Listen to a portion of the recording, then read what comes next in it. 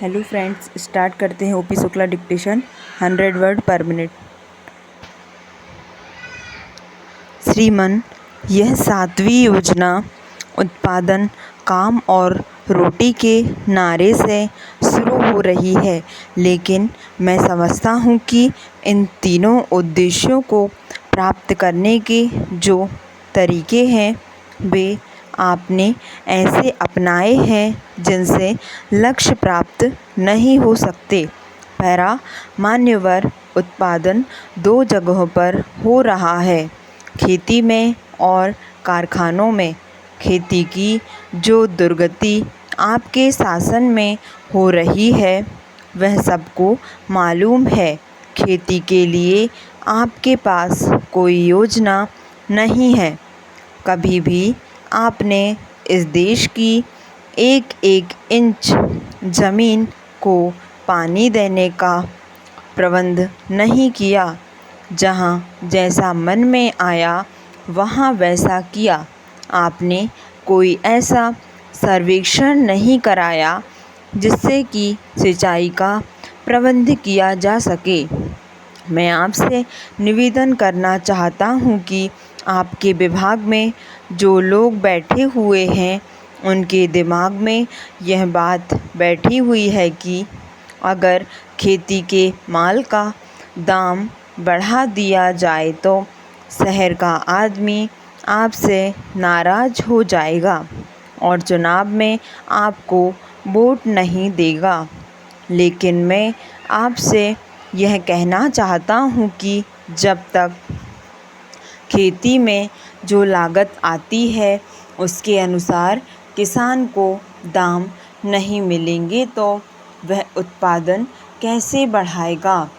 आप कोई भी काम कीजिए, अगर उसमें घाटा होता है तो आदमी उसको करने के लिए तैयार नहीं हो सकता, लेकिन किसान तो मजबूर है खेती करने के लिए। अगर वह खेती ना करे तो खुद भी मर जाएगा, क्योंकि उसके पास जिंदा रहने के लिए कोई अन्य साधन नहीं है। इसका मतलब यह नहीं है कि वह हमेशा घाटा सहता रहेगा और उत्पादन भी करता रहेगा। पैरा, माननीय सभापति जी, मैं आपके माध्यम से सरकार से कहना चाहता हूँ कि कृषि विश्वविद्यालयों के जो आंकड़े हैं उनके अनुसार किसान को उसकी पैदावार में लगातार घाटा होता जा रहा है। इसका असर हमारे देश के अनाज उत्पादन पर पड़ रहा है। जब तक आप कारखानों के माल और खेती के माल के दाम तय करने के लिए समान नीति नहीं अपनाएंगे, तब तक कृषि उत्पादन नहीं बढ़ाया जा सकता और किसान सुखी नहीं हो सकता। आज किसान का घाटा लगातार बढ़ता जा रहा है और कारखाने वाले मुनाफा कमा रहे हैं।